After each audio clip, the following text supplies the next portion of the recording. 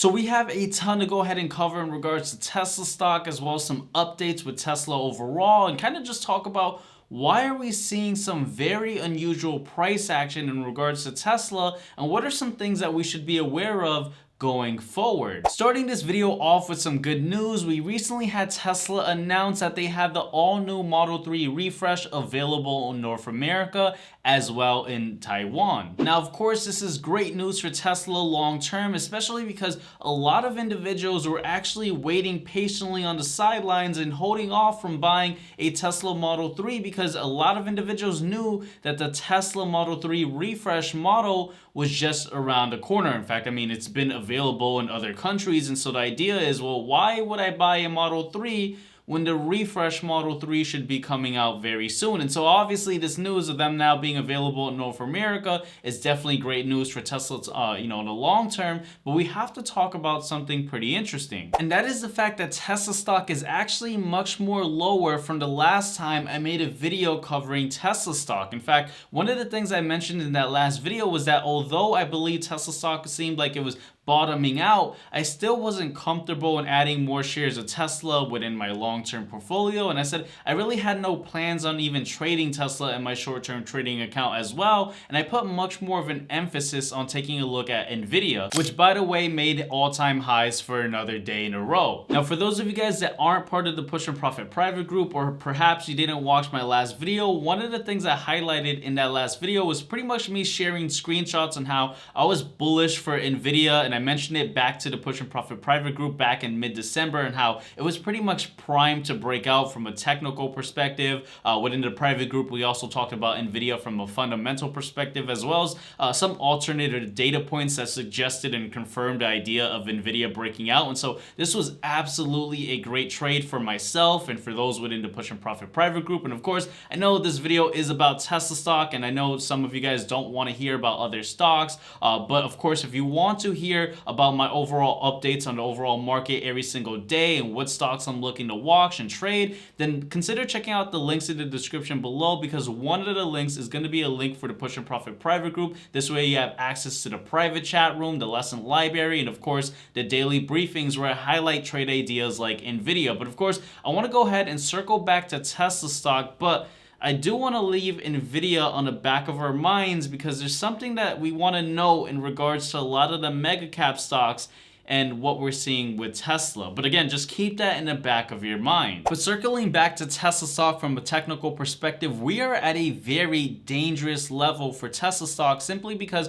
when you look at Tesla stock from a technical perspective and you look at the volume profile over here on the right hand side, we have a lot of volume relative to price, and we're pretty much at the lower end of it, and right below it there's this volume gap. And so if we see some selling pressure for Tesla take place and it falls below that area of a lot of volume relative to price, well, we could see Tesla stock pretty much capitulate going downwards. And so what we want to see, and of course I still have exposure to Tesla in my long-term portfolio, so of course we want to see Tesla bounce upwards, but if we see Tesla stock break below, well, we could see Tesla stock falling a lot much more lower. But of course, if this does happen, then I'll just look for another opportunity to scoop up some more shares for Tesla for my long-term portfolio, but at a much lower price. But the point I'm trying to, emphasize is, again, we're at a very critical level. Are we going to bounce from this area, or are we going to fall down lower? Of course, one of the things I often emphasize on this channel is that you don't want to just look at the stock market from a technical perspective, and you want to look at it from a holistic view. And one of the things I often say is that you want to pay attention to some economic data as well as updates on fundamentals. Now for Tesla, we don't get any updates on the fundamentals until the 24th, where we hear about, the earnings and of course what we all want to know, which is the forward guidance. But one thing from an economic standpoint is that tomorrow we have a bit of a heavy calendar. For example, tomorrow at 8:30 we have the initial jobless claims, and of course I've been saying that the labor market has been a very important market to pay attention to. As I often say, the labor markets are the bloodline of the economy, but also we get an update on the CPI and core CPI report as well, which is an inflationary gauge on the markets. And so of course, if we have just some bad economic data, data, well, that could cause and be the catalyst for Tesla stock to fall downwards. Or again, if we have some, positive economic data, well, that could be the catalyst for Tesla stock going upwards. Now, I did share my thoughts for the CPI report coming out tomorrow for those within the Push and Profit private group already. But of course, we'll have to wait out and see what actually ends up happening. But interestingly enough, when we take a look at the analyst price targets for Tesla, Tesla's only slightly above what the average is in terms of the price targets from analysts. So it's just a smidge above, and it's not terrible to have Tesla just a lightly above what the analysts are saying. In fact, I often say you kind of don't want to pay attention to the analysts, as a lot of times they end up getting it wrong. I mean, in fact, you have the low end saying that Tesla's going to be $24.33. That's pretty much Gordon Johnson. He's one of the biggest bears for Tesla, and he's this analyst who has been wrong on Tesla for almost a decade now. And so that's why I always say, it's notable to hear what the analysts are saying, but again, you kind of want to tune them out, as again, just because they may only look at fundamentals, it doesn't necessarily mean that only looking at one data point, a stock has to adhere to whatever data point you're looking at. The markets are much more dynamic than we tend to give it credit for, but it is notable that we're only slightly above what the average price targets are. Now, when we toggle over to the S&P 500 Index ETF, ticker symbol SPY, what we're seeing is that the overall market is pretty much getting close back to its all-time highs,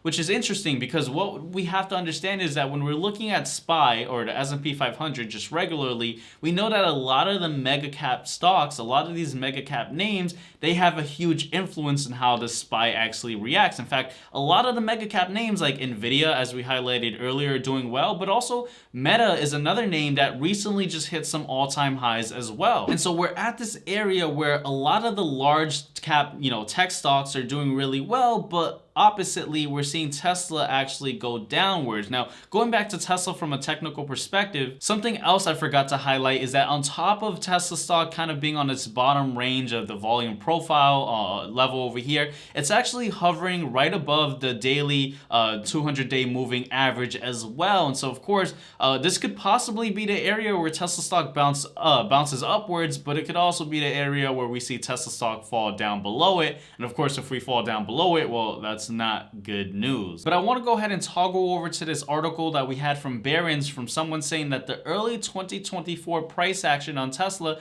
seems to be more about profit taking as we start a new year. And it goes on to say that Tesla has doubled more than doubled in 2023. And so selling stocks early into the new year avoids paying capital gains tax until the next tax cycle. And so selling at the end of 2023 would have resulted in gains hitting an investor's current tax filing. And so what he's saying is that perhaps going into the new year, that's why we're seeing selling pressure for Tesla, because Tesla did very well in 2023. But I don't necessarily agree with this kind of ideology on why Tesla stock is falling down, because again, Nvidia, I always often pronounce it wrong, but Nvidia did very well in 2023 as well. In fact, I believe it actually outperformed Tesla last year, and correct me if I'm wrong in the comment section, but I believe it actually did better in returns for 2023 than Tesla, yet we're seeing Nvidia actually continue going up while Tesla's going downwards. And so I don't necessarily subscribe to this idea that it's profit taking,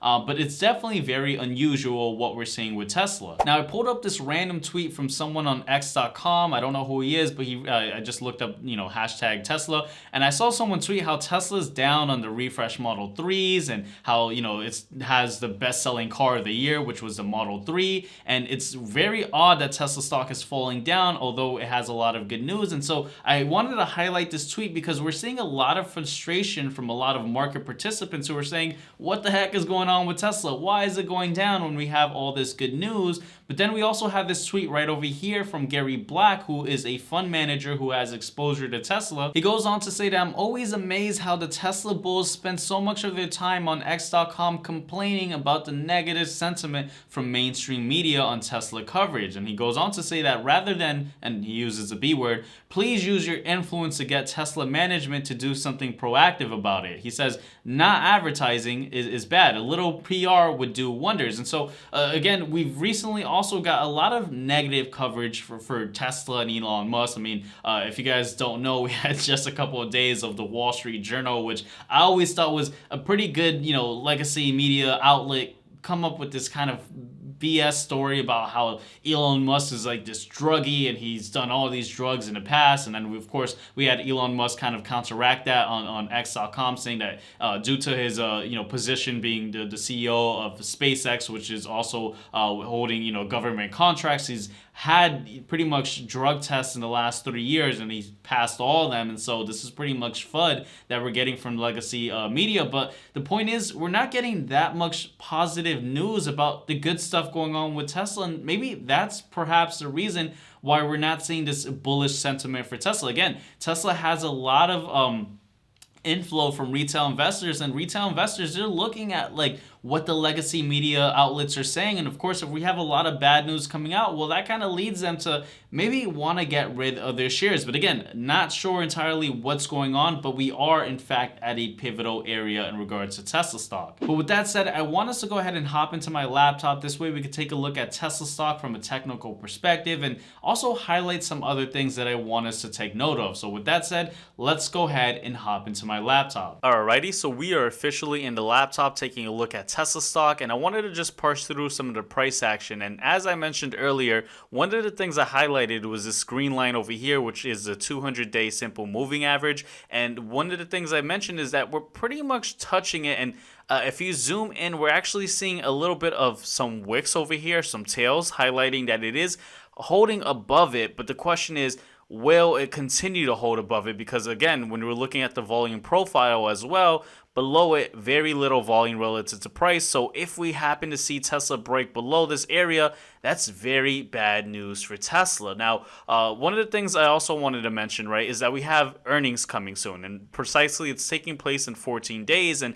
as I often say, there's a lot of nuance in regards to earnings, right? We want to see, more importantly, how the profit margins are looking for Tesla.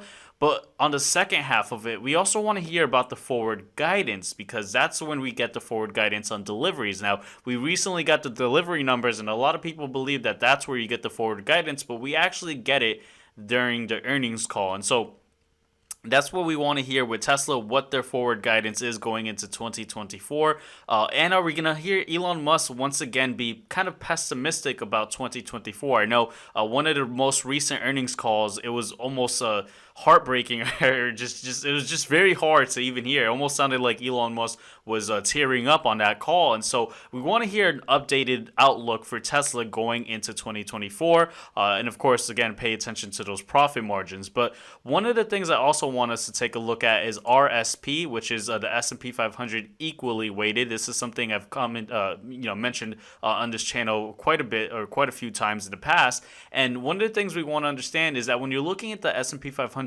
equally weighted, it kind of provides this view of market breadth. And so what we're seeing is pretty much, and I think a better view would be the 30-minute time frame. We're kind of in this consolidating phase, and so that's good, right? Because of course, when you see the SPY moving up, well, that just tells you, okay, the mega cap names are moving up. But when we look at the S&P 500 equally weighted, that's telling us that the rest of the stock market, the rest of the stocks in the S&P 500, they're holding up, and that's good. We're in this constructive, consolidative phase, and one of the things I think is going to be pretty much causing all the volatility is going to be the CPI report that we get tomorrow. And so that's why I've kind of held this neutral stance for those within the Push and Profit private group. I mentioned that. Again, I won't go into too many of the details of what I project for the CPI report, because I did mention that exclusively for those within the Push and Profit private group. But going back to Tesla, right, and something I also want to emphasize as well, I know some individuals may be confused on this, because just on a daily time frame, we see we're above the green line, but if we go to that 30-minute time frame, we're below. And so just quickly to address why we often see that